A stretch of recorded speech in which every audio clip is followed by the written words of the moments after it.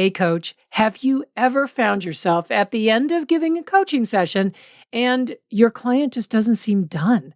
It's like they have more to say, or they haven't reached a decision yet, or what you're coaching on has more layers to it. I'm Kendall, and I get it. I've been there too.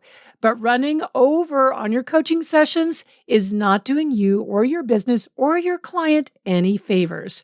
Tune in because in today's episode, I'm going to share with you 3 ways of thinking about your coaching when a client does not feel or seem done near the end of the session, so that you don't feel guilty and so that you don't get hooked into overcoaching. And then I'm going to share with you 3 specific strategies that you can use to handle this when it happens with grace and mastery.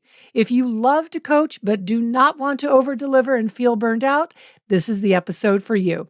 It's all here for you in this episode of the Money Coach School podcast. Let's dive in. Welcome to the Money Coach School podcast. To really excel at coaching women, you have to be skilled, confident, and even fearless at money coaching. If you're passionate about women holding genuine money power and love supporting women entrepreneurs, then this is the show for you. Now here's your host, money feminist Kendall Summerhawk. Hello, beautiful coach. I am so glad that you are here today, sharing space with me and talking about what I love most in my business, which is coaching. When I started this podcast last year, my vision was to bring to you a podcast that talked about all things money and all things coaching. It's not either or, it's yes and. Because that's what I care about in my career in this business, coaching, or more specifically, sharing with you how to become masterful as a coach and masterful at running your coaching business and talking with you about money. How to shift your self-concept about money, how to coach clients on money, how to price your coaching, and all things money in your coaching business. It's so much fun. So some of our episodes are money-centric and some are coaching skills-centric. You get the best of both here in the podcast, so welcome to my world of coaching and money. Being a coach, learning the skill of coaching, and actually coaching is why I started this business. And I've been in business now over 23 years. It's amazing. And I remember like it was just yesterday, the moment I first heard about this thing called coaching, and I immediately fell in love with it.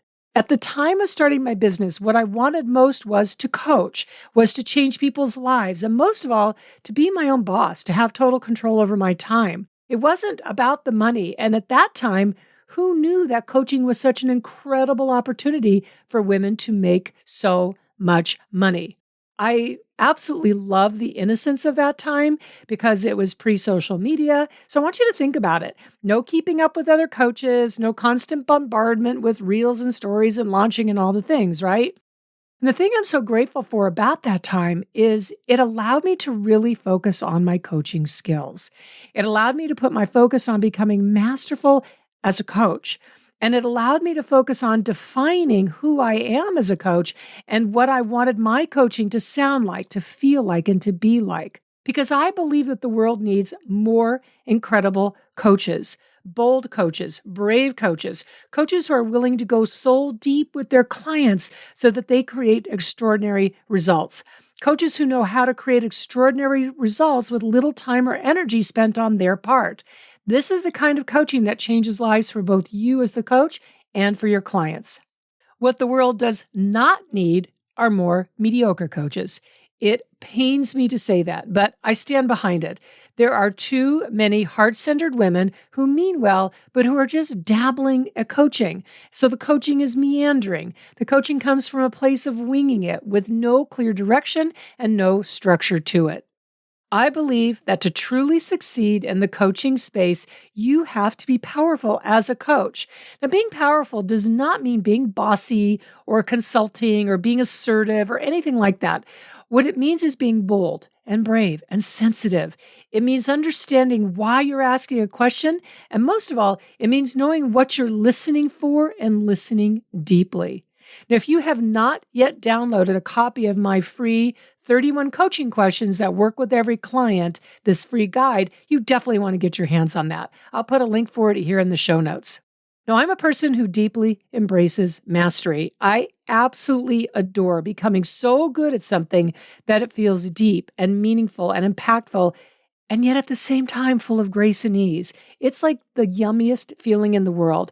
And with coaching, mastery feels like a dance between you and your client. You feel connected. You feel deeply curious. It's like you lead, but your client is showing you where to go. And that mastery in coaching can happen very, very quickly, even if you're a newer coach, because it's not about the ridiculous rule of 10,000 hours. You can practice something the wrong way for 10,000 hours, and all that happens is you get really good at doing something the wrong way. No, mastery in your coaching happens quickly when you learn the how to in the right way, when you have guidance and structures that support you so that every coaching session that you give advances your skills, deepens your abilities, and expands your confidence. One of the things that I decided very early on in my coaching business is that coaching isn't a switch that I flip on and off. I decided that I am a coach, period. So I take a coach approach to every aspect of my business. And that has led me to create an astonishing amount of money, nearly $30 million since 2008 and growing. It's also led me to reduce the friction and instead create grace and ease in every corner of my business because I take a coach approach to everything. Think of it this way. You get to be a coach and use your coaching abilities in every situation you encounter with your business. So today, what I want to talk with you about is how to be a powerful coach in a coaching session when you're nearing the end of the session and it feels like your client isn't quote unquote done. Now, this is one of the most common situations that can be triggering for you as a coach if you are a perfectionist.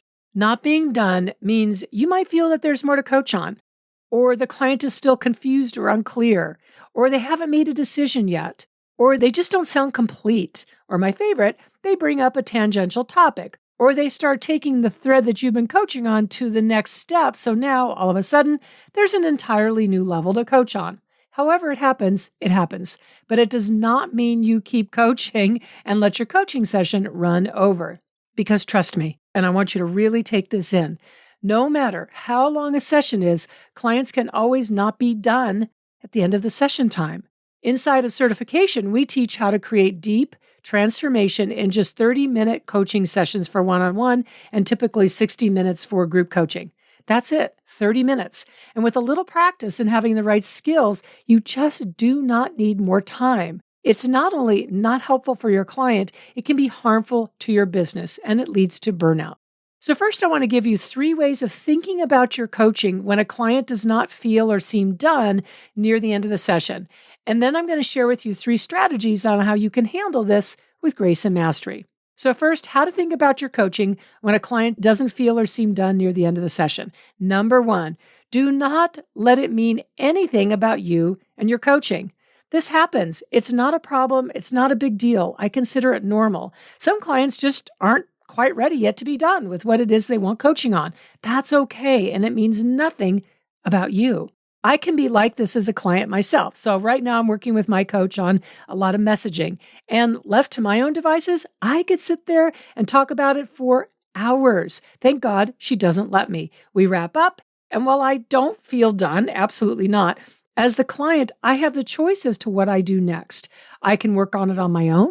I can let my brain and my creativity problem solve and create solutions between coaching sessions. I can do what I want. I don't make it mean anything about my coach, and I know she does not let it mean anything about her or her coaching. Number 2, you are in charge of the session time, not your client, you. Now that means not going over time, except perhaps on rare and very infrequent occasions.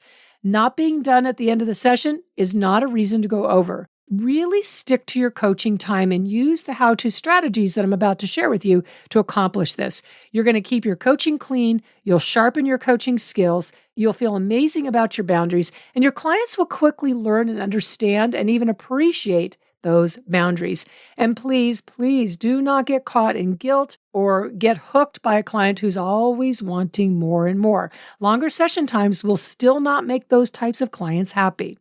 Number 3, you are not doing your client a favor or being an extra good coach or a good person by going over time. Coaching is not people-pleasing. And one of the true superpowers of coaching and why it's such a brilliant tool for creating change and growth is that it creates transformation and decision-making in a very short period of time, a very concentrated period of time. When you remove the boundary of that shorter time frame, you lose the ability to do that. Now, it doesn't mean your coaching sessions feel rushed, not at all. But when you have shorter sessions, like the 30-minute sessions we train our coaches to use, you train your brain and you train your clients to energetically come to decisions much, much faster. Not in a rushed way, but in a very intentional way. All right, so here are 3 strategies on how you can handle wrapping up a coaching session with grace and mastery, even when the client isn't quite done.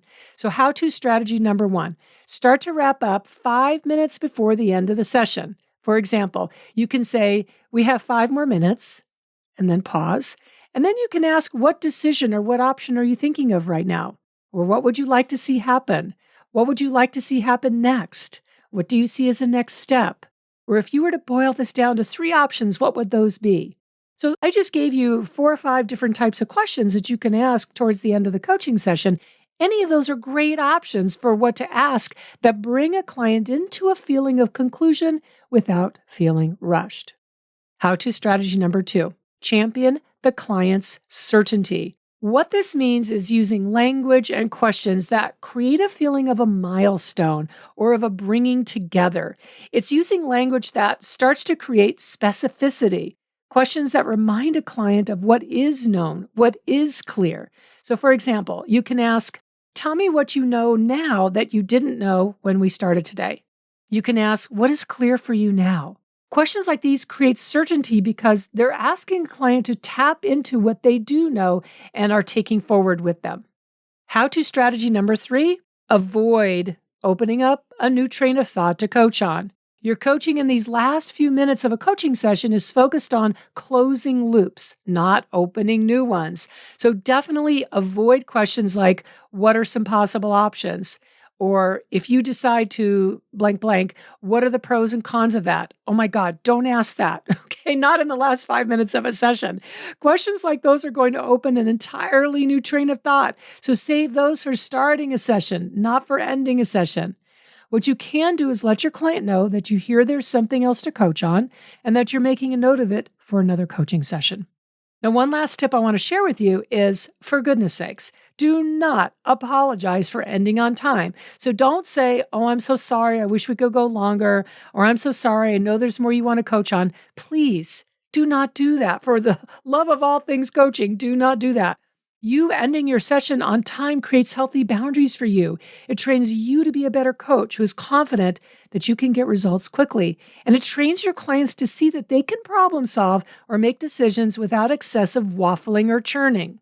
I so fully believe that what honors you honors your coaching business. And what honors your coaching business also in the long run honors your clients.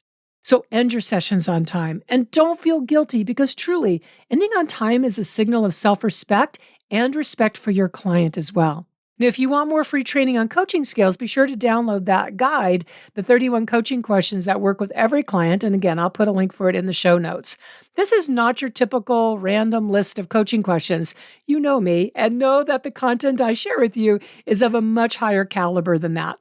So what I did in this free download is outline for you 4 distinct styles of coaching questions and why each works exceptionally well to create all that transformation that you desire for clients.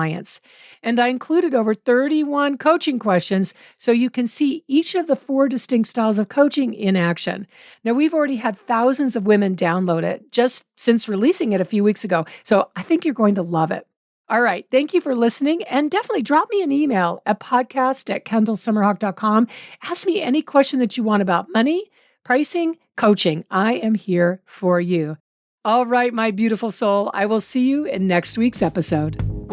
Thank you so much for tuning into this week's episode of the Money Coach School podcast. If you enjoyed this podcast, make sure you follow so you never miss an episode. Also, I would so love and appreciate if you would leave a 5-star review. Your review supports women just like you in discovering all of the juicy tips and insights I'm sharing here on how to coach women on money.